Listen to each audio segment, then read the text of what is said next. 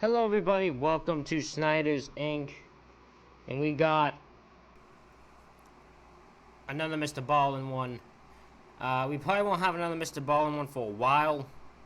At least most of this week, because I don't want to keep relying. I don't want to feel like I keep relying on him. We'll have to figure out what more other stuff to react to. True crime stuff I'll do. I might do more short film things. We'll see. More video game stuff, obviously. This one is. This is what happens when you touch a toxic metal. We don't get right into this. Ladies and gentlemen, hit the like button, hit the subscribe button, comment what you think down below. Are you guys ready? Of course you're ready. Let's go. Is stranger than fiction, and today we're going to look at 3 stories that demonstrate that. But before we get into today's stories, if you're a fan of the strange, dark, and mysterious delivered in story format, then you've come to the right place, because that's all we do, and we upload 2 or 3 times every week. So if that's of interest to you, please change the like button's default internet browser to Microsoft Edge. Also, please subscribe to our channel and turn on all notifications so you don't miss any of our weekly uploads. All right, let's get into today's stories.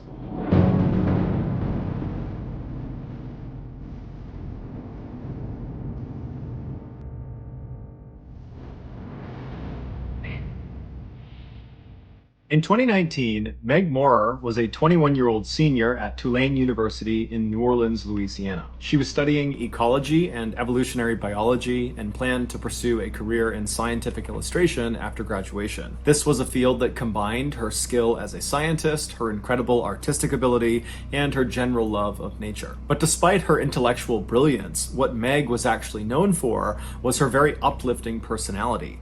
When her mother was asked what her daughter was like, she said, "Well, it's like trying to describe what it's like to feel the warmth of the sun. There are not words to accurately describe what that feels like." And that was Meg. She was radiant, she was joyous, she was adventuresome, she was kind, she was really just a wonderful person to be around. In March of that year, just 2 months before their graduation, Meg and 2 of her close friends decided to go on a trip for spring break. This would be their last spring break as students, and they wanted to enjoy it. Because they were all in excellent physical condition, they decided they would spend the week hiking in Georgia. When Meg told her family about her big plans, they could tell she was extremely excited, and they just told her, be safe and we'll see you when you get back. Oh god, the thought of my big vacation trip just to go hiking does not sound like my type of thing. Not sound something I'd jump on. No. The morning of their departure, which was March 5th, Meg packed her suitcase into the trunk of her small green sedan, and then she drove over to her 2 friends' apartment building, and they came out and they put their suitcases into the car, and then once the car was all packed and all 3 of them were inside, they hit the road. The drive from Tulane University to this area. I got a trip I'm going on in June to Toronto. First time I've left my home to go somewhere. I need to figure out how the heck to figure out money and shit for that, but that's gonna be fun. I'll vlog my thing there. I'm going to watch All Elite Wrestling's Forbidden Door pay-per-view, so that's cool. But yeah, it's gonna be a fun little first trip. I will vlog my experience there. In Georgia, where they'd be hiking, took about 8 hours if you didn't stop. But none of them were in a particularly big rush, and so they figured they would just stop along the way, and if they got to Georgia super late at night, so be it. After being on the road for 2 hours without stopping, they all needed to use the bathroom. And so Meg decided to pull over at the first rest stop she saw. And the first one she saw was in this residential town in Mississippi called Gaucher. So she pulls off the highway into this very nondescript rest stop, and all 3 of them get out. They go into the main building and they use the restroom. Meg was the first one to be done, so she came outside and she waited right near the bathroom door. And then her 2 friends, they finished up as well. They came out, and then the trio began walking back towards the parking lot where Meg's car was. At the same time, a man driving an 18-wheeler tractor-trailer truck was bombing down the highway right outside of this rest stop, and right before he was going to pass the area where this rest stop was, he heard something fall off the back of his truck. He instinctively checked both of his mirrors to see if maybe he could see what had had fallen off, but he didn't see anything in the road, and so he just pulled over onto the shoulder and got out to see what was going on. When he walked towards the back of his truck, he expected to see, maybe one of the back doors had popped open or something like that. But even before he made it to the back of his truck and could even look at those back doors, he already knew what had fallen off the truck. 2 of his back tires were just gone. This truck had what's called dual rear wheels, which meant on the axle there was not just one wheel on each side. Instead, there were 2 wheels on each side, so 4 wheels across one axle. And so each of these 2 wheels were bolted together and would turn at the same time and kind of functioned like one big fat tire. This gave the truck more stability and safety when it was towing. The driver, in a panic, looked back down the road in the direction he had just come, hoping to just see the tires somewhere, but they weren't anywhere to be found. And so, not really knowing what to do, he just instinctively called his boss and told him what was going on. And his boss just said, "Hold tight, I will send help out to you." And so this driver is left to just stand on the side of the road and wait for help to arrive. And so as he's doing that, he's just staring back down the road in the direction he had just come, as if these tires are just gonna magically appear. And as he's looking in this direction, he starts to notice on the other side of the highway, there are police cars and ambulances streaming into a rest stop that he had just passed. And it was the rest stop where Meg and her 2 friends had been. It would turn out when these 2 tires became dislodged from this truck, they went careening across the highway to the other side, across oncoming traffic, all the way up into this rest stop, and they crashed directly into Meg right as she was climbing back into her car. These 2 tires combined weighed almost 1,000 pounds. And so the impact killed Meg. She was pronounced dead. What are the odds?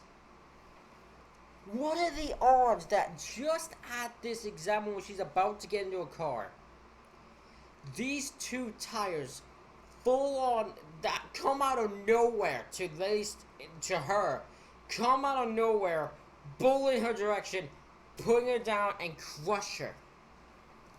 What are the odds? Oh my god. They couldn't have done nothing to prepare that. They could have not seen that coming at all.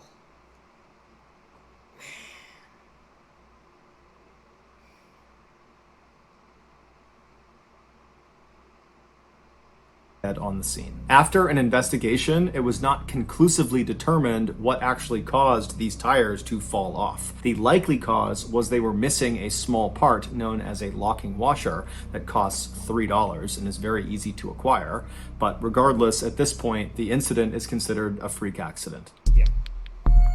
It is. It's just a freak accident. No matter what the thing is, it was an unplanned freak accident that caused an unfortunate situation that happened.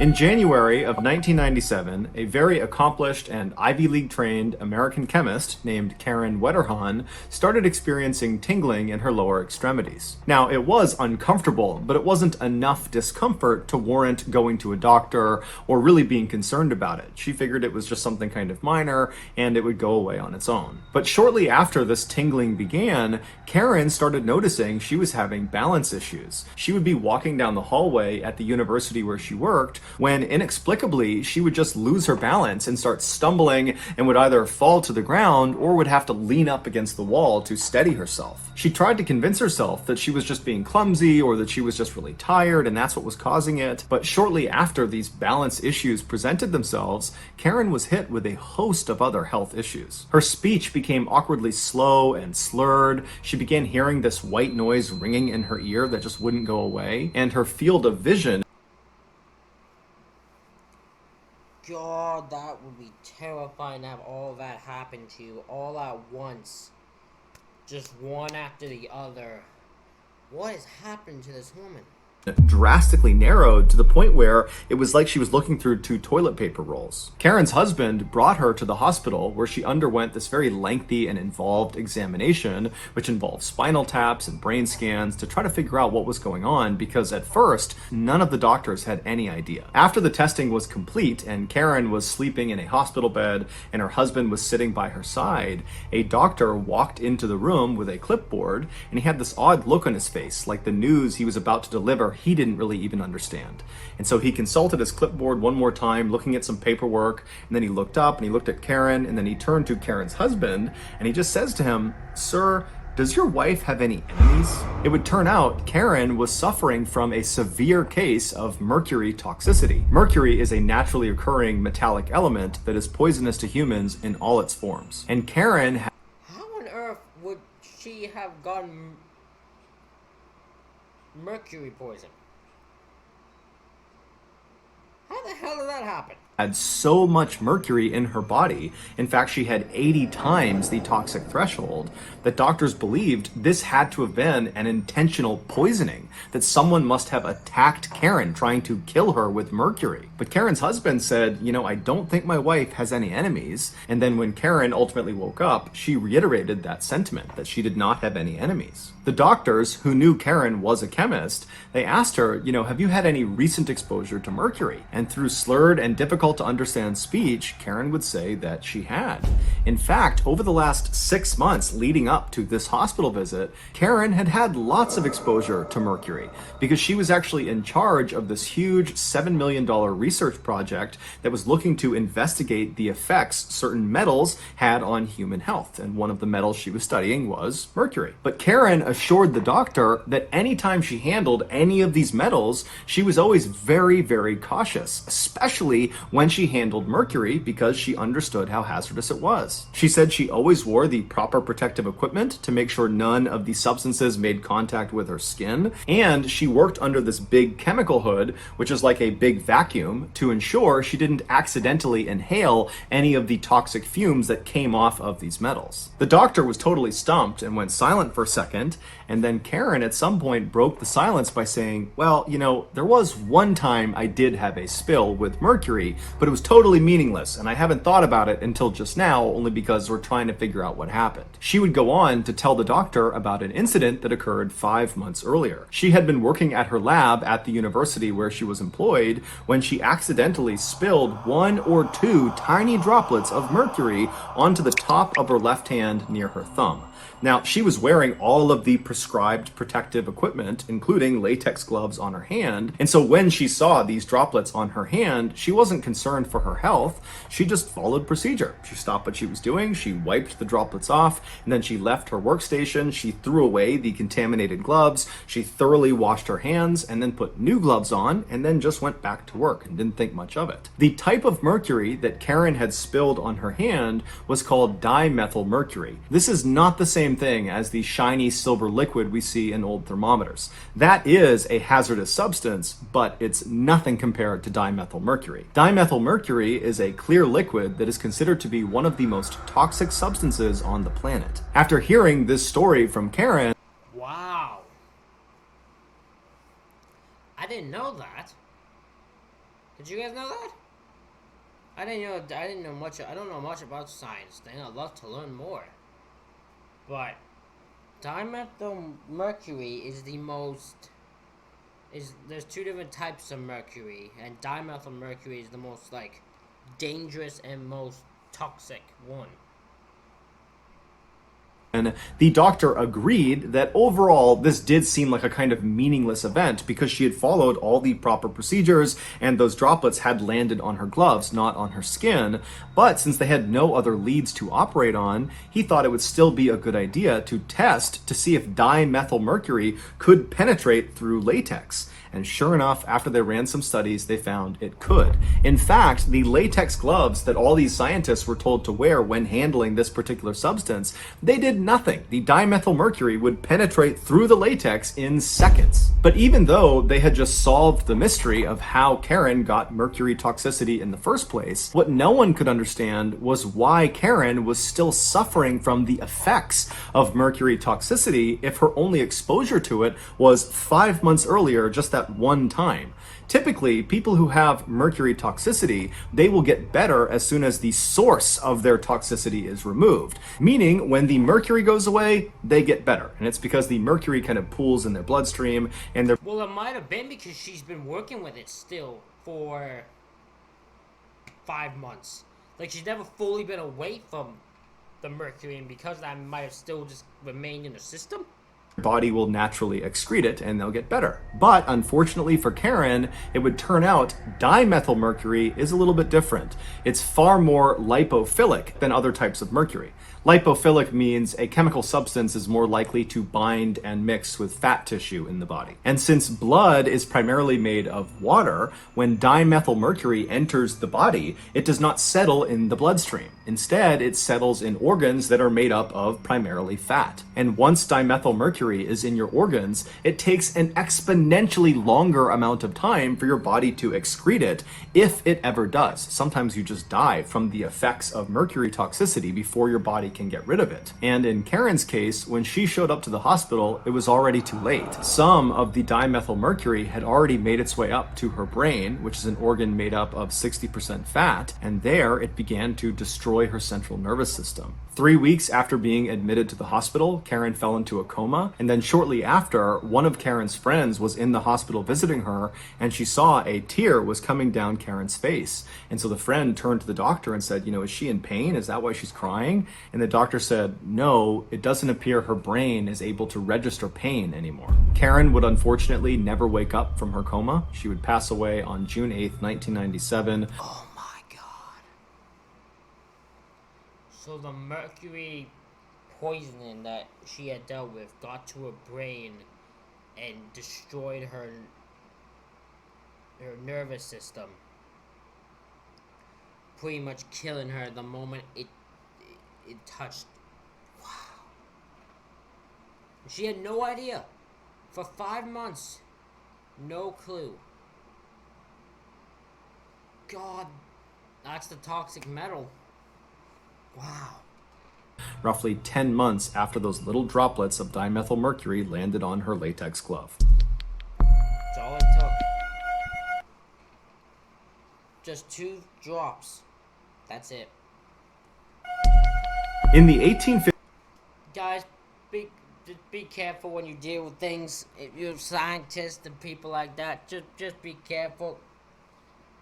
Make sure you do all the research and make sure the people you're dealing with are doing the research before you do touch stuff like that. 50s and 1860s, Edwin Booth was the man.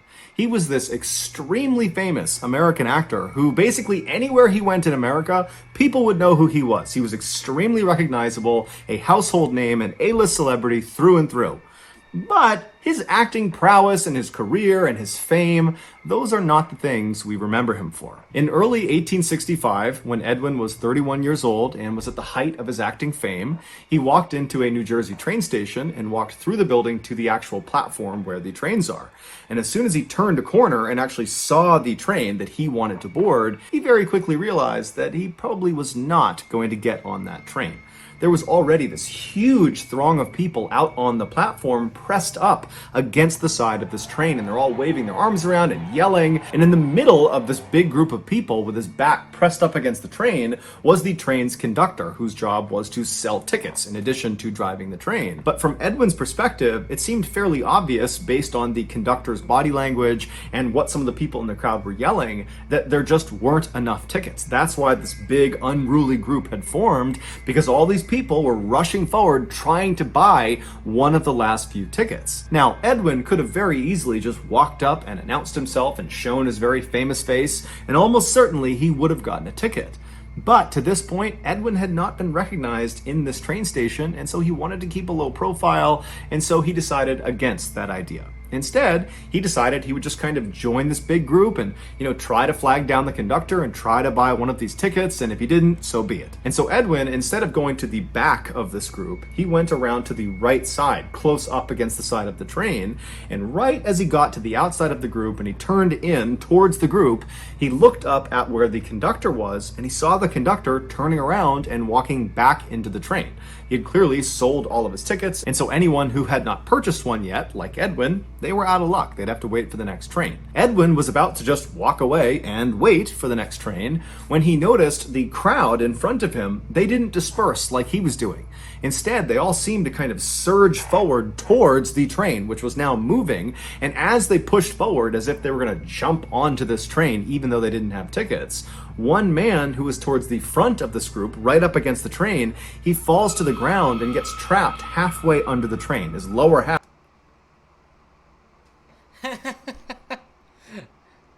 Xbox logo. That's an Xbox logo. I don't know if I'm supposed to notice that, but that's the Xbox logo. um,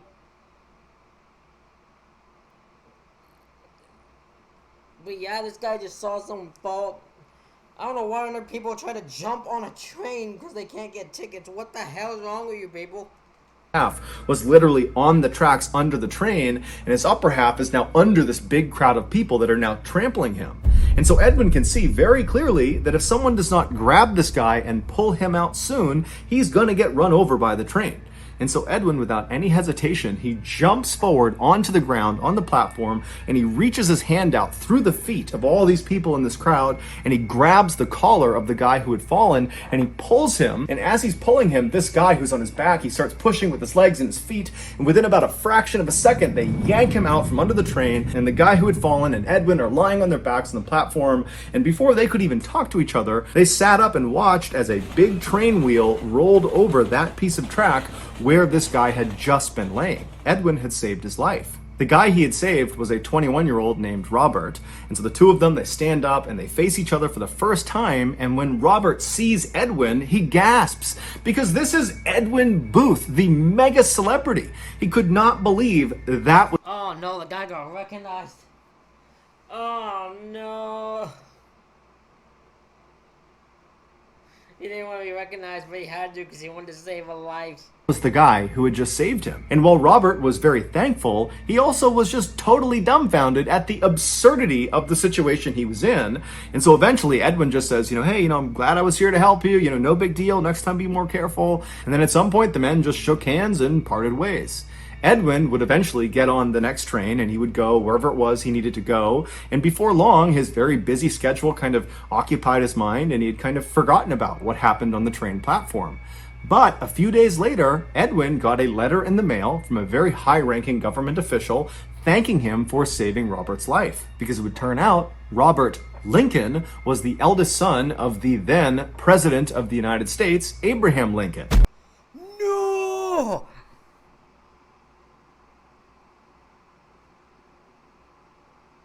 No! What are the odds? No fucking way! So Edward, without knowing it, just saved the was it the son? Am I correct? Was the eldest son of... Yeah, the son of Abraham Lincoln. Without even knowing it. He didn't even know that. He just... Oh my god.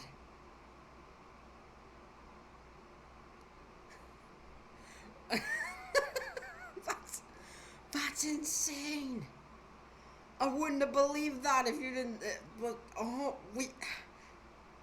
I don't even... I'm speechless. Holy shit. The then President of the United States, Abraham Lincoln. Now, to be clear, Edwin was extremely famous and had lots and lots of influence and knew lots of very important people, but he had never had any interaction with anyone in the Lincoln family before he met Robert on the train platform.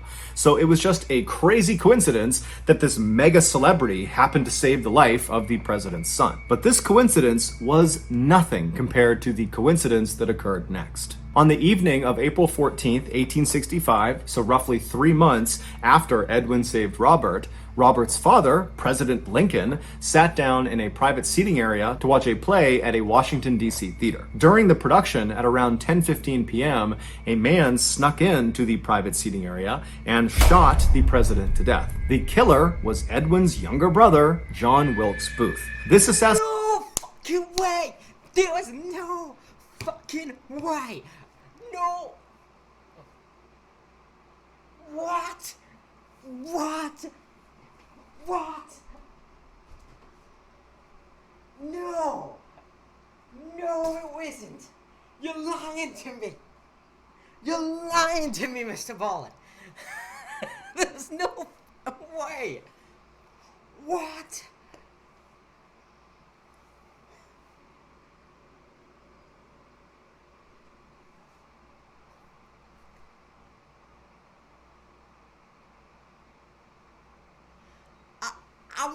I'm baffled. I am baffled. What the hell? Assassination had nothing to do with Edwin or his interaction with Robert on the train platform. This was an assassination that was formulated and carried out completely independently, meaning it was purely coincidence that just a few months after Edwin saved a Lincoln's life, his own brother took a Lincoln's life. So that's gonna do it, guys. If you found That is the most insane twist I have ever heard. Even I didn't know where I was going. What?